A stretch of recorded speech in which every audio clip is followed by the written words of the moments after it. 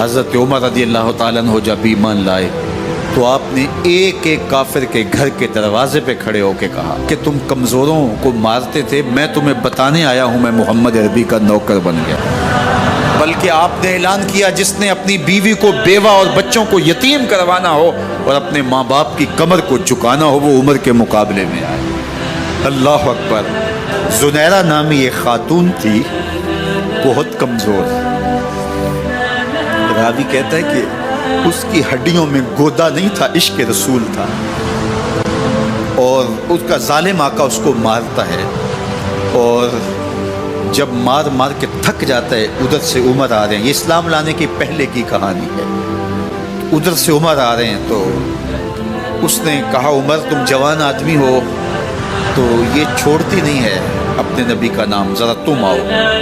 عمر کوڑا پکڑ لیتے اسے مارتے مارتے تھک جاتے ہیں تو پانی پینے لگتے ہیں، تو کہتے ہیں مجھے تیرے پہ ترس نہیں آیا لیکن میں ذرا پانی پینے لگا ہوں، اور پھر گلے کے اندر ڈال کر کے کوڑا اور اس کی رسی کو پل دیتے ہیں اور اس کی آنکھیں باہر نکل آتی ہیں اور کہتے ہیں بلا اپنے نبی کو جو تیری آنکھوں کی بینائی واپس کرے۔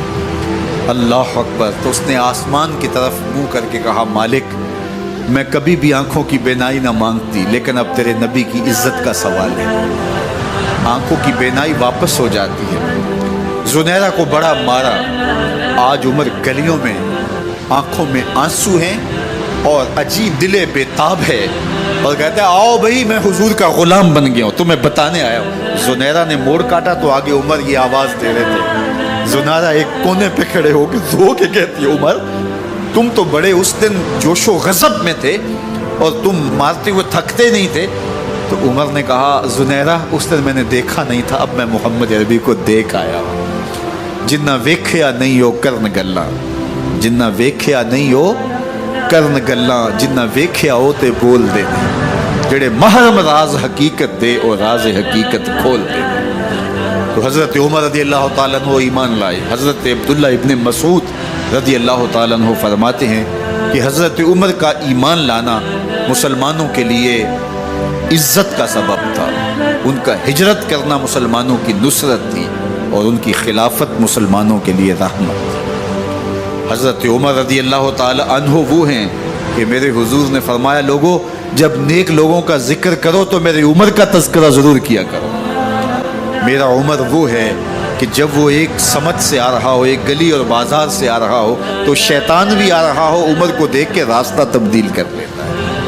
حضرت عمر رضی اللہ تعالی عنہ کی طبیعت کے اندر جو جاہ و جلال تھا، طبیعت کے اندر جو سختی تھی وہ اسلام کے اندر آ کر بھی قائم ہے، اور آپ نے وہی سختی وہی جاہ و جلال جو پہلے مسلمانوں کے خلاف تھا اب کفار کے خلاف منافقین کے خلاف حضرت عمر کی طبیعت کے اندر وہ جوش و خروش بدستور موجود ہے۔ لیکن جس دن آپ خلیفہ بنے تو اس دن آپ نے ممبر پہ چڑھ کے جو خطبہ دیا اس میں کہا لوگوں میں سخت اس لیے تھا کہ رسول اللہ نرم تھے، پھر میں سخت اس لیے تھا کہ حضرت ابو بکر صدیق نرم تھے، اب میں تخت خلافت پہ بیٹھا ہوں، اب میری سختی جو ہے وہ نرمی میں تبدیل ہو گئی، صرف فاسقوں فاجروں اور باغیوں کے لیے میں سخت ہوں، باقی تمہارے لیے نرم ہوں۔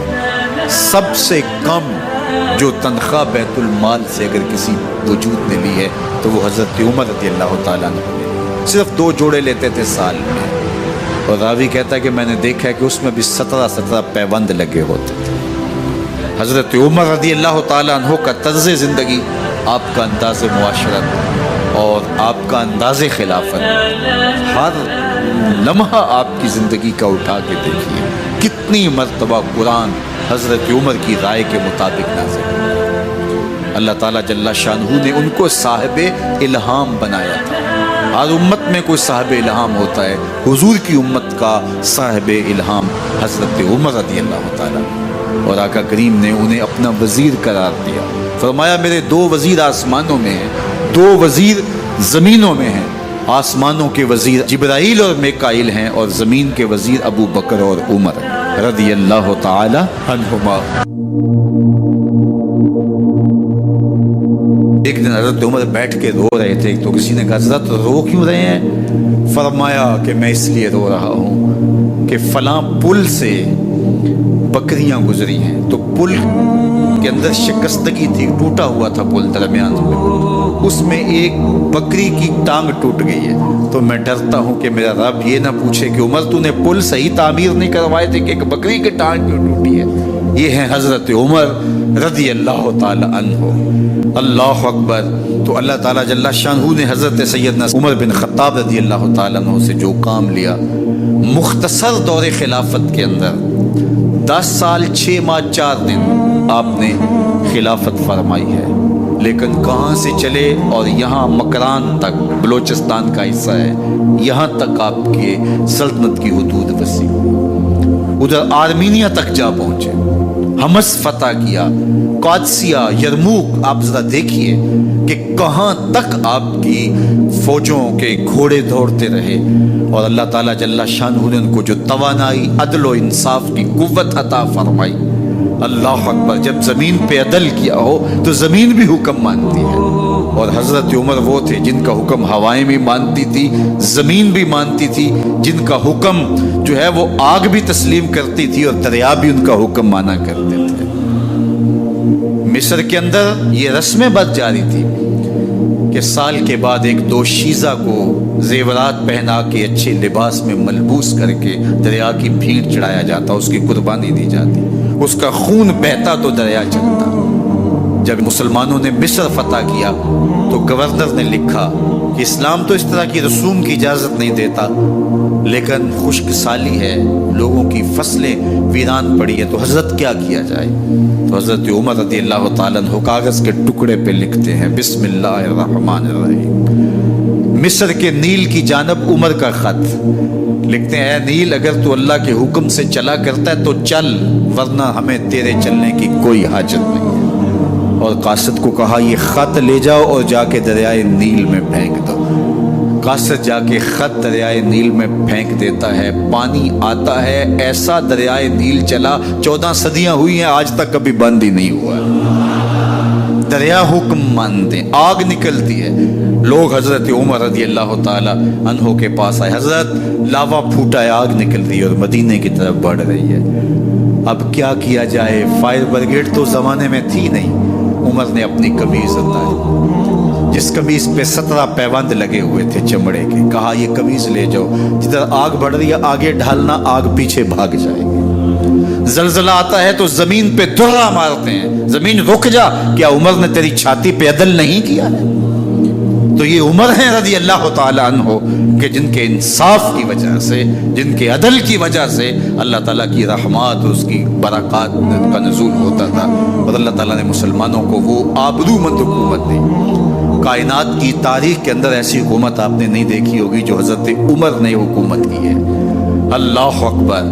फरमाया फुरात के किनारे पे एक कुत्ता भी प्यासा मर गया तो इसका हिसाब भी उमर से होगा। बाहर से सफ़ीर आता है और आके पूछता है कि मैं अमीरुल मोमिनीन के, मुसलमानों के हुक्मरान के महल में जाना है, तो मुस्करा के कहते हैं हमारे अमीर का तो कोई महल नहीं है। कहा कहाँ है तुम्हारा अमीर? कहा मस्जिद नबवी में होगा या बैतुल माल की ऊँटों की देखभाल में लगा होगा। वो जब गए तो मस्जिद में नहीं है, अल्लाह अकबर, वहाँ गए तो वहाँ भी नहीं है। फिर क्या देखते हैं कि उमर रज़ी अल्लाह ताला अन्हु जन्नतुल बकी के पास एक दरख्त के नीचे ईंट का सराना रख के सोए हुए। तो उसने कहा उमर तूने अदल किया है, तुझे कच्ची ईंट पे भी नींद आ गई। हमारे हुक्मरानों ने इंसाफ नहीं किया और वो बंद और महफूज कमरों के अंदर भी सुकून और चैन की नींद नहीं सो सकते। हज़रत सैयदना उमर रज़ी अल्लाह ताला अन्हु ने इस तरह उन उमूर सल्तनत निभाए। आप दिन को लोगों की देखभाली करते, लोगों की ज़रूरियात सुनते समझते, और जब रात पड़ती लोग सो जाते, उमर मदीने की गलियों में पहरा देते। कायनात ने कोई ऐसा भी हुक्मरान देखा होगा? अल्लाह अकबर। वो मुजाहिद जो मुख्तलिफ महाजात पे गए हुए होते, उनके घरों की देखभाली करते, उनकी ज़रूरियात का ख्याल रखते, उनकी आबरू का पहरा देते। रातों की तन्हाइयों के अंदर हज़रत